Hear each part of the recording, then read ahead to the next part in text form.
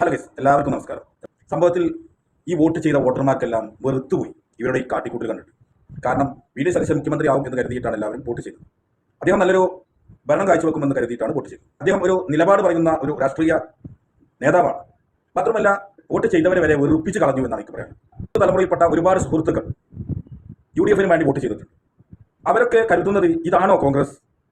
അപ്പം പല ആളുകളും, അതായത് CPIM-ൽ പെട്ട പല ആളുകളും പറഞ്ഞു കോൺഗ്രസ് വന്നിട്ടാണെങ്കിൽ അടിപിടിയാവും, കച്ചറയാവും, മന്ത്രിസ്ഥാനത്തിന് വേണ്ടി മുഖ്യമന്ത്രിക്ക് വേണ്ടി അടിപിടിയാവും, പ്രശ്നങ്ങൾ ഉണ്ടാക്കും, എല്ലാവർക്കും മന്ത്രിയാവേണ്ടി വരും എന്നൊക്കെ പറഞ്ഞു. സംഭവത്തിൽ അത് സത്യമാണ് എന്ന് തെളിയിക്കുന്ന ഒരു സംഭവമാണ് ഇപ്പോൾ നടന്നുകൊണ്ടിരിക്കുന്നത്. ഏതായാലും വോട്ട് ചെയ്തവർക്കൊക്കെ സങ്കടമുണ്ട്.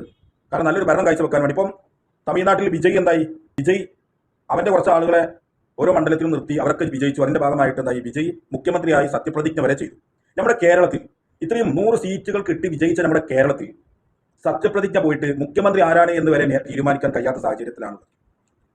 അത് വല്ലാത്തൊരു സങ്കടം ഉളവാക്കുന്ന കാര്യമാണ്. ഏതായാലും ഈ ഭരണത്തിൽ മുഖ്യമന്ത്രി വി.ഡി. സതീശനാണ് ആവുക എങ്കിൽ അടുത്ത പ്രാവശ്യം UDF സർക്കാർ തന്നെ അധികാരത്തിൽ വരും. നേരെ മറിച്ച് ഈ സമയത്ത് KC വേണുഗോപാലാണ് മുഖ്യമന്ത്രി ആവുന്നത് എങ്കിൽ നമ്മുടെ നാട്ടിൽ പല സമരങ്ങളും പല പ്രശ്നങ്ങളും നടക്കും. മാത്രവുമല്ല, അടുത്ത വർഷം LDF സർക്കാർ ഭരണത്തിൽ. അത് എഴുതി വെച്ചോളൂ, ഞാൻ പറയുന്ന ഒരു വാക്കാണ്. അപ്പം ഇത് വല്ലാത്തൊരു സംഭവമായിപ്പോയി, ഈ സങ്കടപ്പെടുത്തുന്ന ഒരു സംഭവമായിപ്പോയി. വോട്ട് ചെയ്തവർക്ക് വരെ വെറുക്കുന്ന രീതിയിലായിപ്പോയി കോൺഗ്രസിന്റെ പ്രവർത്തനം എന്നാണ് എനിക്ക് പറയാനുള്ളത്. ഏതായാലും നല്ലത് വരട്ടെ, നല്ലതിനായി നമുക്ക് പ്രാർത്ഥിക്കാം. നല്ലൊരു ഭരണം കാഴ്ചവെച്ച് നമ്മുടെ കേരളത്തെ നല്ലൊരു രീതിയിൽ മറ്റുള്ള സ്റ്റേറ്റിനെ അപേക്ഷിച്ച് നമ്മുടെ കേരളം മെച്ചപ്പെട്ട കേരളമാണ് എന്ന് പറയുന്ന രീതിയിൽ ഉള്ള ഒരു ഭരണം കാഴ്ചവെക്കാൻ സാധിക്കട്ടെ എന്നാണ് എനിക്ക് പറയാം.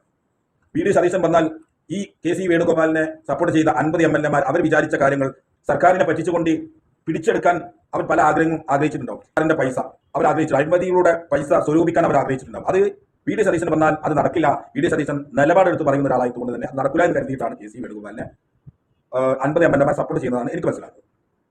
അതുകൊണ്ട് ഇങ്ങനത്തെ കാര്യത്തിനു വേണ്ടി ഈ KC വേണുഗോപാൽ വന്നാൽ ഇങ്ങനത്തെ കാര്യങ്ങളൊക്കെ നടക്കുക, അഴിമതി നടക്കുക, നല്ല അഴിമതി നടക്കും. മാത്രമല്ല, വി.ഡി. സതീശൻ വന്നാൽ അഴിമതിക്കെതിരെ പോരാടും, കർശനമായ നിലപാടെടുക്കും. ആ നിലപാടെടുക്കുന്ന ആളെ മുഖ്യമന്ത്രി ആക്കണ്ട എന്ന് കരുതിയിട്ടാണ് 50 MLA-മാർ KC വേണുഗോപാലിനെ സപ്പോർട്ട് ചെയ്യും. ഏതായാലും നല്ല ഭരണം കാഴ്ചവെക്കാൻ എല്ലാവർക്കും സാധിക്കട്ടെ എന്ന് ആത്മാർത്ഥമായി പ്രാർത്ഥിക്കുകയാണ്. മാത്രമല്ല, അടുത്ത പ്രാവശ്യം ഇന്നത്തെ 100 സീറ്റ് നേടിയ ആ 100 സീറ്റിൽ LDF സർക്കാർ അധികാരത്തിൽ വരുമെന്നും നിങ്ങൾക്ക് വാക്ക് നൽകിക്കൊണ്ട് ഞാൻ എൻ്റെ വീഡിയോ വൈൻഡപ്പ് ചെയ്യാണ്. ഇതുപോലത്തെ നല്ല വീഡിയോ കാണാനായിട്ട് നിങ്ങൾ എൻ്റെ YouTube ചാനൽ ഒന്ന് സബ്സ്ക്രൈബ് ചെയ്യുക, ബെല്ലൈക്കൺ ചെയ്യുക. അപ്പോൾ ഞാൻ വിടുന്ന വീഡിയോ നിങ്ങളിലേക്ക് നോട്ടിഫിക്കേഷൻ ആയിട്ട് എത്തും. Okay, by.